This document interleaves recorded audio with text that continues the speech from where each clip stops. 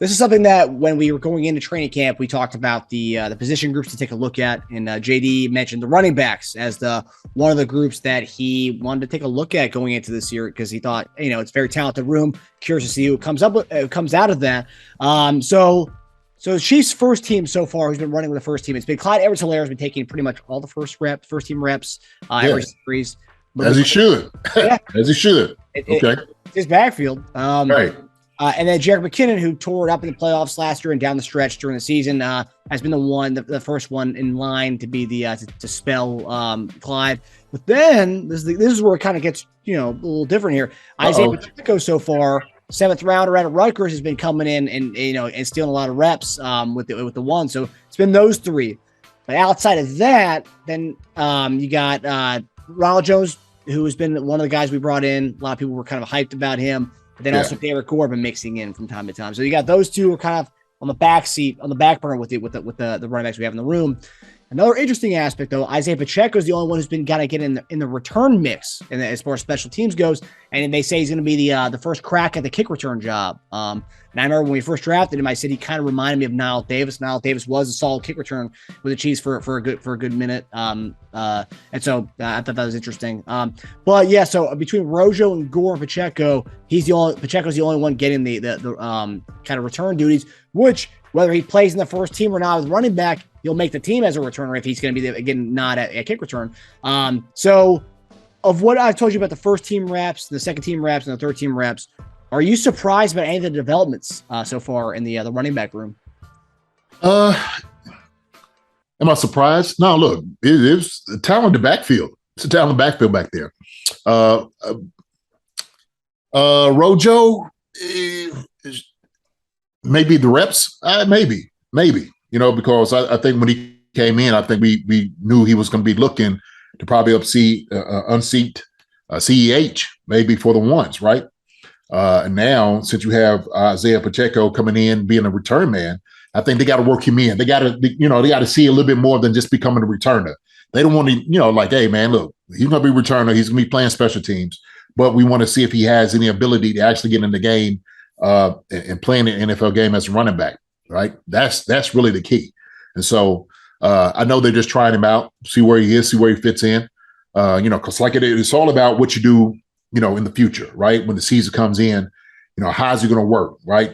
And trust me, I mean, coaches are sitting over here, they're changing, the depth chart daily. Believe me, it's, hey, this guy right here looks a little bit better. What do we think about him? Hey, let's give him a few more reps, see how he handles it. What is he going to do? How's he going to fit into what we want, we're trying to do scheme wise. But that's pretty much it, man. I mean, I don't think anything else. I'm shocked by, what everybody else is doing with the reps wise. CEA should get first. Jerick McKinnon is right up there. Should be, probably going in with the ones as well. Maybe Rojo and Pacheco might be the little one, but I don't put too much into it, because ultimately it's going to come into what you do preseason games, right? And so it's a lot of time. There's a lot of time between now and that. So I did see there was a goal line package today where they had Pacheco and as the tailback and Michael Burton as our fullback, and both Rutgers guys. So I thought that's pretty interesting. You're not going to see very many Rutgers backfields in the NFL. No. But so do you think we're going to carry 4 RBs into the season? So you think one of those guys is gone? And I'm assuming, do you think Gore is the who? Okay, obviously it's too early. You said preseason. We have to look at the preseason games. But as of right now, who would be the odd man out of those 5 guys? Of the 5, it had to be Gore, no doubt about it. I mean, I just, they're looking for a guy to make strides and develop. And I just right now, I just see from utilization, Gore's that guy. Well, Pacheco's that guy that's beating out Gore right now. So I think if you bring in 4 in, it would have to be CEH, McKinnon, Rojo, and Pacheco. That's what the 4 is going to be.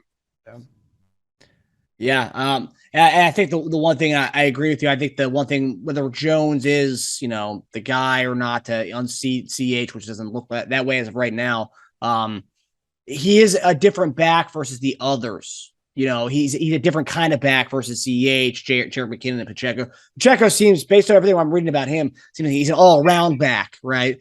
CEH and Jerick, they have their things are good at, but Rojo's more of like a short yardage kind of guy, which Jerick and CEH aren't really short yardage guys, traditional short yardage backs. Right. No, I mean, you need a guy like Rojo. You really do, especially for that tough yard and the 1 or 2.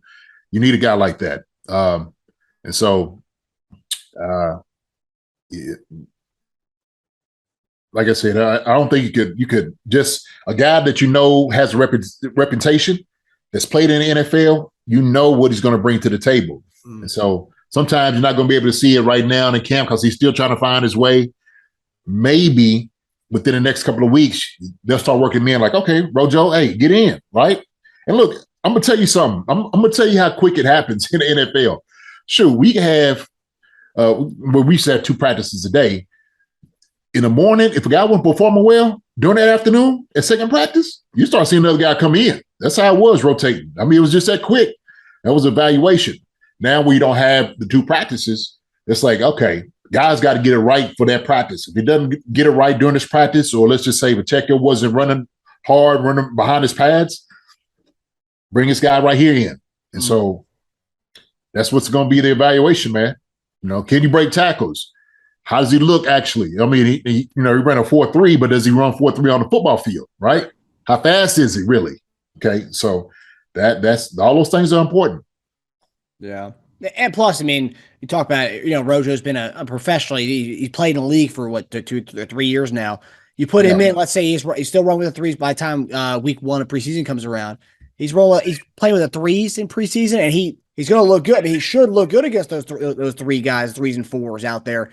And then from that, maybe he gets put up to the 2s and the 1s. He kind of gets back into that rotation again. Oh yeah. Because shoot, the thing is, he's going to come in. He's going to figure it out. You figure it out, man. You've been around the NFL for a few years. You start figuring out like how the numbers start working. Yeah. And your reps start getting a little shorter. You start, okay, wait a minute, hold on. Let me start doing the math around here, right? And so, when he gets out on the field, man, he got to run like the field's on fire. And the glass is out there. he got to make sure he has lightened it up. Yes. So now he'll figure it out. Yeah, no, it's gonna be interesting. I know we spotlighted this as one of the rooms to watch, position groups to watch. And man, but it's happening. It's happening. It's NFL, baby.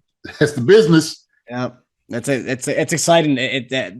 And when you have so much talent in like position groups like this, it makes the preseason games even more exciting to watch because you're like, damn, like who's going to come out like on top? Is to come out alive on that? It makes it something to look forward to in preseason. Yeah. Hi everybody, thanks for watching. Subscribe here to get the latest from the show. Also, be sure to check out the best clips from Chief Concerns. And if you prefer to listen to the show, subscribe and follow us on Apple Podcasts, Spotify, and anywhere else you get podcasts.